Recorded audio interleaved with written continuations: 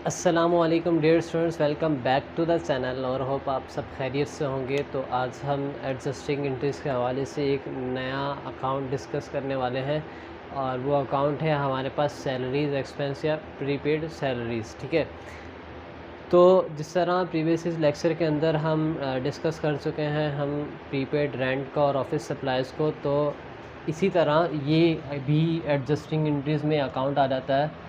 आपने कॉन्सेप्ट समझना है। बेसिकली कॉन्सेप्ट है कि अकाउंट टाइटल कुछ भी चेंज हो जाए, अगर आपका कॉन्सेप्ट क्लियर हो गया इस एडजस्टिंग इंट्री के हवाले से तो आप अच्छे मार्क्स गेन कर सकते हो इस कंपलसरी क्वेश्चन के अंदर। तो ट्रायल बैलेंस के अंदर हमें दिया हुआ है सैलरीज एक्सपेंस 15,000 रुपये और डेटा फॉर एडजस्टमेंट जो कि at the end of the period दिया जाता है, बताया जाता है हमें। वो हमें यहाँ पर 4 ट्रांजैक्शंस दी हुई हैं और मैंने ये जो एग्जांपल्स ली हैं ये ऐसे एग्जांपल्स हैं कि अगर आप इन दोनों को समझ लें तो ये दोनों क्या हैं, एक ही हैं।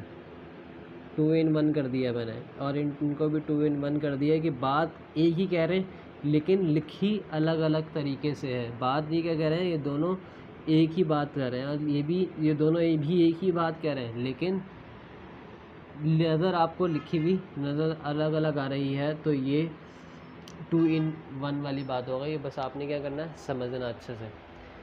अब सैलरीज एक्सपेंस हमें दिया हुआ है 15,000 रुपये और salaries expense for the year 10,000 और प्रीपेड सैलरीज दी हुई है हमें 5,000।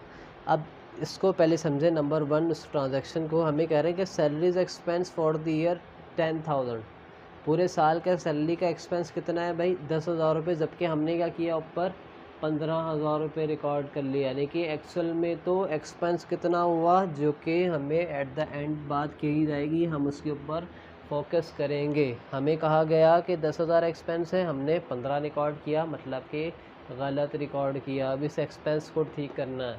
उस एक्सपेंस को ठीक करने के लिए हम क्या करेंगे, हम इस एक्सपेंस को क्या कर देंगे भाई, क्रेडिट कर देंगे। इस एक्सपेंस को क्या कर देंगे, क्रेडिट कर देंगे। तो सैलरीज एक्सपेंस क्या हो गया, क्रेडिट हो गया। कितने से कितना कम करना है, 5,000 कम करना है, क्योंकि एक्चुअली में हमारा 10,000 क्या हुआ, एक्सपेंस हुआ। तो जब हमने एक्सपेंस को 5,000 क्रेडिट कर दिया, डिक्रीज़ हो गया, तो डेबिट करेंगे कि प्रीपेड सैलरीज़, यानी कि वो सैलरीज़ हमारी अभी भी एडवांस में क्या है, मौजूद हैं। सैलरीज हमारी क्या है, एडवांस में मौजूद है। वो हमारी सैलरी एक्सपेंस हुआ ही नहीं। हमने मान लो कि हमने सैलरीज क्या कर दी, एडवांस में पे कर दी।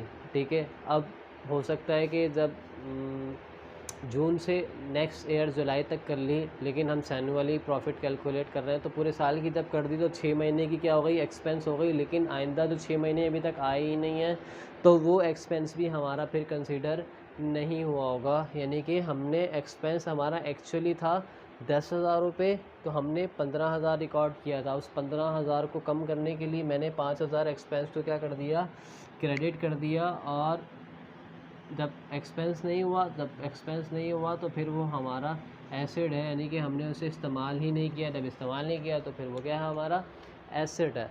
ठीक है, तो दूसरी ट्रांजैक्शन में ये बात कह रहे हैं कि अगर सिर्फ आप at the end of the period ऊपर सैलरीज एक्सपेंस दिया हो और नीचे सिर्फ 5,000 रुपये प्रीपेड सैलरीज के नाम से शो किए हुए हों, तो आप क्या समझोगे कि वो जो एक्सपेंस लिखा हुआ है वो गलत है। क्यों गलत है, क्योंकि उसके अंदर से कुछ ऐसा एक्सपेंस है जो कि अभी तक इस्तेमाल ही नहीं हुआ, तो वो प्रीपेड सैलरी के नाम से आप शो कर दोगे। क्योंकि प्रीपेड का अकाउंट तो यहाँ पर हमें शो ही नहीं हो रहा। जब नहीं हो रहा तो फिर आप क्या करोगे, प्रीपेड के अकाउंट को शो करोगे और सैलरीज के एक्सपेंस को क्या कर दोगे, क्रेडिट कर दोगे, क्योंकि एक्चुअली में इतना एक्सपेंस नहीं हुआ। ठीक है, नेक्स्ट स्टेप में हमारे पास क्या कह रहे हैं कि सैलरीज एक्सपेंस 18,000 और आउटस्टैंडिंग अनपेड सैलरीज 3,000। अब कह रहे हैं कि सैलरीज एक्सपेंस 18,000 हमने कितना रिकॉर्ड किया, कह रहे हैं कि हमने रिकॉर्ड किया 15,000 रुपये। एक्चुअल में एक्सपेंस कितना हुआ, 18,000 रुपये, जबकि हमने 15,000 रिकॉर्ड किया। तो अब हम उसको ठीक करने के लिए क्या करेंगे, उस एक्सपेंस को हमें इंक्रीज़ करना है। हमें क्या करना है, एक्सपेंस को इंक्रीज़ करना है। अब तो इंक्रीज़ करने के लिए क्या करेंगे भाई, एक्सपेंस को डेबिट कर देंगे। कौन सा एक्सपेंस को डेबिट करना है? सैलरीज़ के एक्सपेंस को क्या कर देंगे हम? डेबिट कर देंगे। कितने से कितना इंक्रीज़ करना है? 15,000 तो ऑलरेडी क्या है भाई हमारे पास रिकॉर्ड है, हमें 18 तक लेकर जाना है। 18 तक लेकर जाने के लिए हमें क्या करना है? फिर 3,000 से एक्सपेंस को इंक्रीज़ कर देना है, यानी डेबिट कर देना है। ठीक है, और क्रेडिट किसे करेंगे? यानी कि एक ऐसी सैलरीज है जो कि हमने अभी तक पे नहीं की। जब पे नहीं की, अगर पे की होती तो ऊपर एक्सपेंस में रिकॉर्ड होती है हमारे पास। जब पे नहीं की तो वो सैलरीज है जो कि अभी तक पेएबल हैं, तो ये कहलाएंगी सैलरीज पेएबल के नाम से। हम इसे क्या करेंगे? रिकॉर्ड करेंगे 3,000 के नाम से, जो कि क्रेडिट हो जाएगा। क्योंकि आप लोगों को पता है जब भी लाइबिलिटी इंक्रीज़ होती है तो हम उसे क्या करते हैं? क्रेडिट साइड पर रिकॉर्ड करते हैं। और आउटस्टैंडिंग अनपेड का मतलब ही आउटस्टैंडिंग यानी कि ऐसी जायद सैलरीज हैं जो कि हमने पे नहीं की, और अनपेड यानी कि अभी तक ये पे नहीं हुई। तो ये वो सैलरीज हैं कितनी? 3,000।